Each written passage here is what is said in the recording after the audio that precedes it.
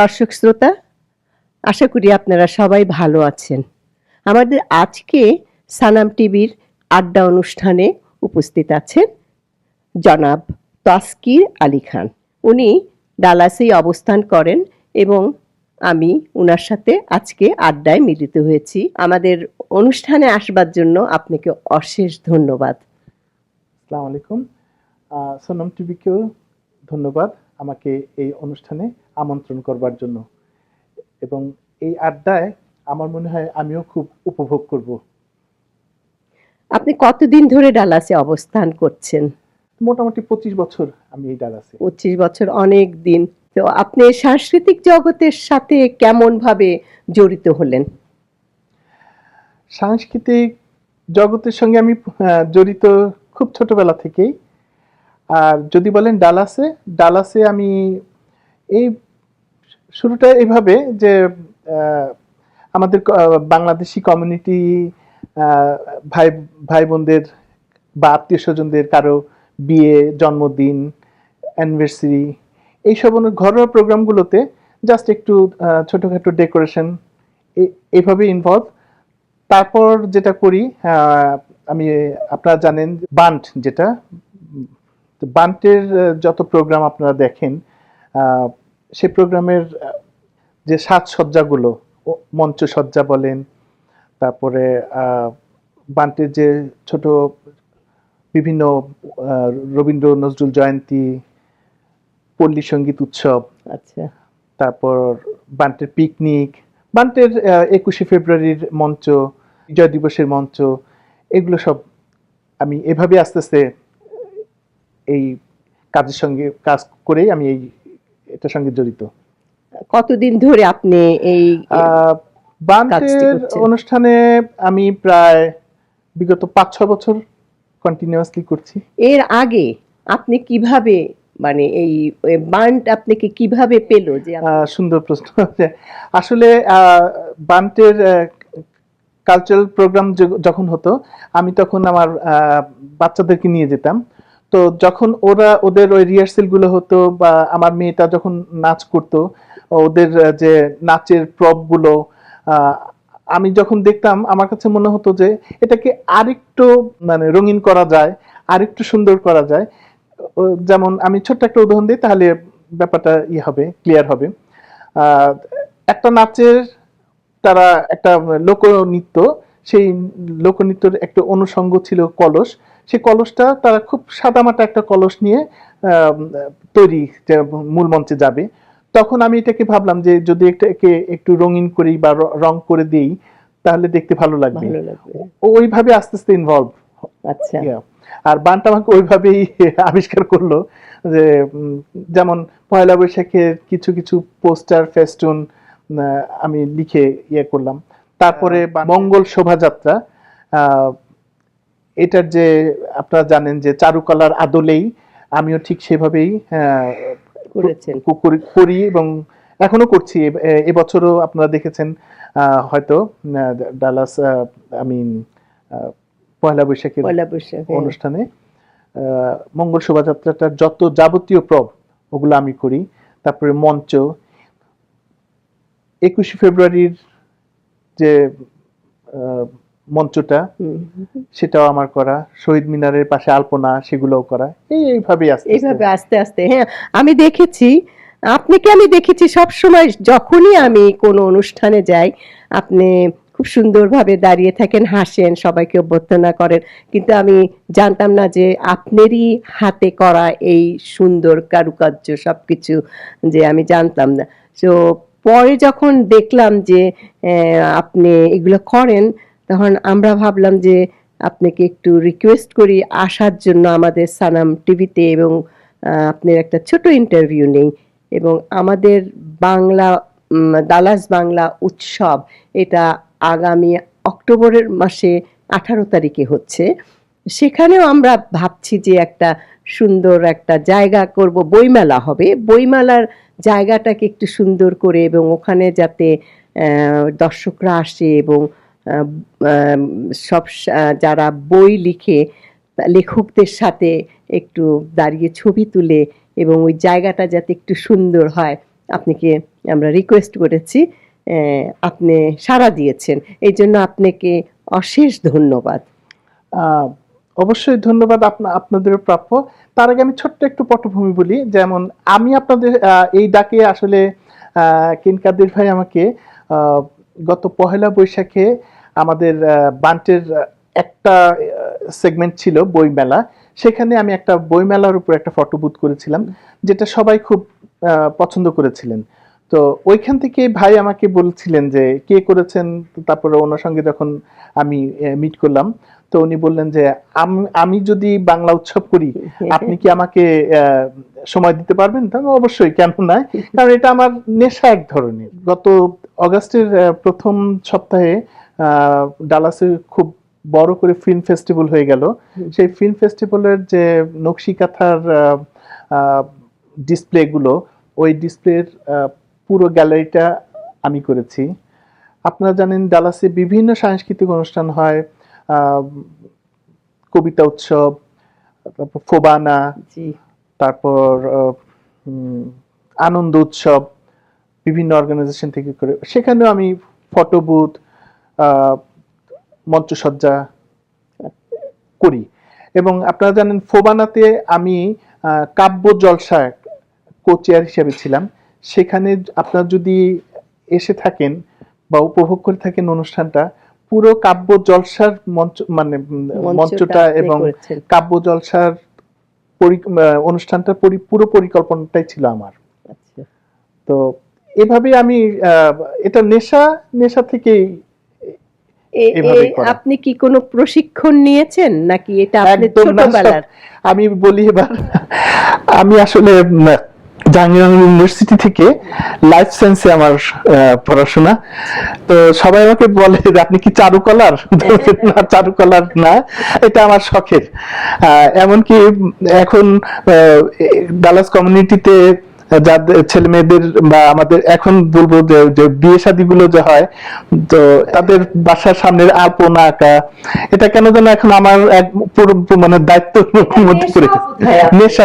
আমি নেশা থেকেই করি, খুব এনজয় করেন মনে হয়, যার জন্য এই যে নেশাটা আপনি কত মানে ছোটবেলা থেকেই নিশ্চয়ই এটা এসছে। একদম। কোনো ঘটনা আছে যেখান থেকে আপনি মানে সবাই বুঝলো যে আপনি আসলে এটা খুব সুন্দরভাবে মানে এই যে আর্ট করেন বলেন, এরপর থেকে তো আপনাকে ডাকে।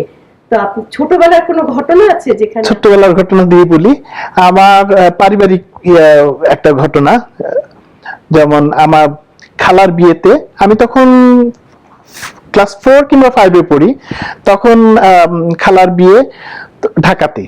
তো ওনার বান্ধবীরা বা মানে চারুকলার, সত্যিকারে তখন চারুকলার ওনার মানে খালার যে বন্ধু বান্ধবরা, ওনারা আসলেন, বাসায় আলপনা করবেন, হলুদের মঞ্চ করবেন। তো সেগুলো যখন চলছে, আমি দেখতে গেলে, তখন ওই যে 4-5 এ পড়ি যখন, তখন তো ছোটদেরকে সবসময় মনে করে যে আমরা বোধহয় ডিস্টার্বিং এলিমেন্ট। না, এই ছেলেমেয়েরা, বাবুরা সরো সরো সরো, কিন্তু আমার কেন যেন খুব শখ, কি করে আমি দেখতে চাই। তো সেখান থেকেই দেখে, তারপরে আমার আরেক খালার বিয়েতে, তখন আমি ক্লাস 8-9 এ পড়ি, তখন পুরো দায়িত্বটা বাসার একদম দোতলায় সিঁড়ি, আলপনা থেকে শুরু করে হলুদের মঞ্চ, ওইটাই আমার প্রথম করা। তারপরে আমাদের ইউনিভার্সিটিতে থাকতে নবীন বরণের মঞ্চ করা। মোট কথা আমি তারপর থেকেই আরম্ভ করেন। কিন্তু আমার সত্যিকারের অর্থে সেইভাবে কোনো প্রাতিষ্ঠানিক মানে এই বিষয়ে কোনো শিক্ষা নাই। এটা আমার জাস্ট নিজের থেকে আমার ভালো লাগা, বলতে গেলে আপনার এটা একটা আর কি, এক একজন মানুষ থাকে কিন্তু যে এক একটা দিক নিয়ে ওদের একটা, এটা আপনার নিজের থেকেই এসেছে আর কি। এমনকি পহেলা বৈশাখের যে মঙ্গল শোভাযাত্রা, আপনারা বোধহয় বিগত 3-4 বছর ধরে দেখছেন, আমি মঙ্গল শোভাযাত্রার র্যালিটার পুরোটাই, র্যালি মানে ব্যানার লেখা থেকে শুরু করে আপনার সেই পেঁচা, তারপরে আমাদের জাতীয় মানে আমাদের যে প্রতিদিনের অনুষঙ্গ যে প্রপস গুলো, পাখা, কুলা, ডালা, এগুলো সব আমি ওভাবেই করা। আপনার ওখান থেকে নিজেরই নিজের থেকে। কেমন করে সময় পান?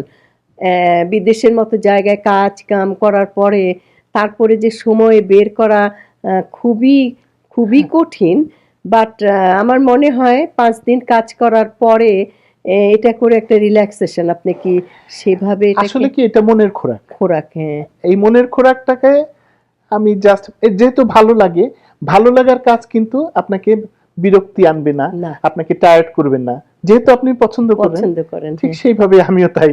আমি আবারও জিনিস আর কি। আপনারা দেখেছেন বিজয় উৎসবে, যে বান্টির যে বিজয়, সেখানে আমি একটা স্মৃতিসৌধ করেছিলাম। আচ্ছা ওটা করবার পরে ভালো লেগেছিল এই জন্যই, কানাডা থেকে এক মহিলা আমাকে ফোন করেছেন, আমি অনেকবার চেষ্টা করেছি, কিভাবে করলেন এটা, আমাকে একটু সাহায্য করবেন এই সাহায্য ব্যাপারে।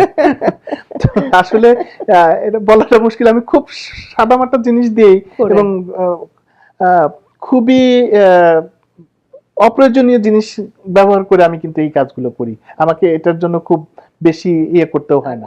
আগামী অক্টোবরের 18 তারিখে আমাদের অনুষ্ঠান হচ্ছে ডালাস বাংলা উৎসব। এর আগেও বইমেলা হয়েছে, এখানে বইমেলাও থাকছে এবং বিভিন্ন অনুষ্ঠান হবে, গান বাজনা আপনি হয়তো জানেন। আমরা এখন একটা ছোট্ট বিরতি নিচ্ছি, এরপরে আবার আপনাদের সামনে ফিরে আসছি। দর্শক শ্রোতা, আবার ফিরে এলাম। আপনার যে ডিজাইনগুলো, এই ডিজাইনগুলো আপনি কেমন করে কোথা থেকে নেন, কিংবা এটা কি আপনার নিজের তৈরি নাকি না এটা মানে কোথা থেকে আপনি আসলে আমি কিছুক্ষণ আগে বললাম যে আমি আমার কোনো প্রাতিষ্ঠানিক শিক্ষা নেই। হুম হুম তারপরে মাঝে মাঝে এখন তো একটা বড় সুবিধা আছে ইউটিউব থেকে, হুম হুম। হয়তো একটা ডিজাইন দেখলাম, ওটাকে আমি কপি করতে পারি। আচ্ছা মানে বুঝছি। ওইখান থেকে একটা আইডিয়া পেলাম, সেই সঙ্গে আমার কিছু মনের মাধুরী ওখানে মিলে। অ্যাড আপ করে হুম, একটা কিছু ক্রিয়েট করা। হ্যাঁ। এইভাবেই মানে বিভিন্ন মঞ্চের জন্য বিভিন্নভাবে আমি তৈরি করে থাকি। তৈরি করে থাকেন। ডালাস বাংলা উৎসব সম্বন্ধে আপনি একটু কিছু বলেন। হ্যাঁ, আপনার অবশ্যই জানেন, আমি নিজেও জানি যে 18ই অক্টোবর ডালাস বাংলা উৎসব হচ্ছে। আহ, আপনারা জেনে খুশি হবেন, ওখানেও আমি সাহিত্য যে সভাটা হবে, ওই লবির ওই অংশটা আমি চেষ্টা করব সাজানোর জন্য। আপনারা আসবেন, আপনারা দেখবেন, উপভোগ করবেন, সেই সঙ্গে আমার কাজেরও বিচারের ভার আপনাদের কাছে কেমন লাগবে, আপনাদের অবশ্যই ভালো লাগবে। এছাড়া আপনারা জানেন যে এবার চতুর্থবারের মতো ডালাস বাংলা উৎসব হচ্ছে, এবং এই জমজমাট বাংলা উৎসবে যেটা বরাবরের মতো এবারও অ্যাওয়ার্ড সেরিমনি, যেটা লাইফ টাইম অ্যাচিভমেন্ট এবং ভালো কাজের স্বীকৃতি সোনম টিভি দিয়ে থাকেন, সেই অনুষ্ঠানটা অবশ্যই উপভোগ করে সেটা দেখবেন আপনাদের বইমেলার এবং সাহিত্য সভা, যে মঞ্চটাকে আমি করবার জন্য চেষ্টা করব, সেটা উপভোগ করবেন। এবং সবচেয়ে বিশেষ আকর্ষণ হচ্ছে, আপনারা শুনেছেন হয়তো জেনেছেন, আমি তারপর আপনাদেরকে বলবো, আমরা থাকছি, আপনারাও আসবেন। এবারের ডালাস বাংলা উৎসবের বিশেষ আকর্ষণ সেটা হচ্ছে রথীন্দ্রনাথ রায়ের কন্যা চন্দ্রা রায়, উনি আসছেন বাংলা উৎসবে অনুষ্ঠান মাতাতে। এটা কিন্তু একটা বিশেষ আকর্ষণ, আপনারা অবশ্যই আসবেন। আমি আশা করব আমরা থাকছি, আপনারাও আসবেন। আপনাকে অশেষ ধন্যবাদ আমাদের স্টুডিওতে আসার জন্য এবং আমাদেরকে সময় দেওয়ার জন্য। আপনাকেও ধন্যবাদ আমাকে এই আড্ডায় ডাকবার জন্য, এবং আমি আসলে এনজয় করেছি আড্ডাটা, আজকে সুন্দর বিকেলটা ভালো কাটলো আপনাদের সময়, সোনম টিভির সঙ্গে এবং আপনার সঙ্গে। ধন্যবাদ। দর্শক শ্রোতা, আমাদের ডালাস বাংলা উৎসব অক্টোবরের 18 তারিখে হচ্ছে এবং সেখানে বইমেলা থাকবে। বইমেলাতে ঢোকার কোনো টিকিট নেই, আপনারা আসতে পারেন। 3টা থেকে রাত 10টা পর্যন্ত চলবে এবং অনুষ্ঠানটা যখন আরম্ভ হবে, গানের অনুষ্ঠান, সাংস্কৃতিক অনুষ্ঠান, সেখানে টিকিটের ব্যবস্থা আছে এবং আপনারা অনলাইনে গেলেই এই টিকিট কিভাবে কিনবেন সেটা আপনারা জেনে নিতে পারবেন। আশা করি আপনাদের এই আড্ডার অনুষ্ঠানটা ভালো লেগেছে। ভালো থাকুন, সুস্থ থাকুন। আজকের মতো এখানেই আমরা বিদায় নিচ্ছি।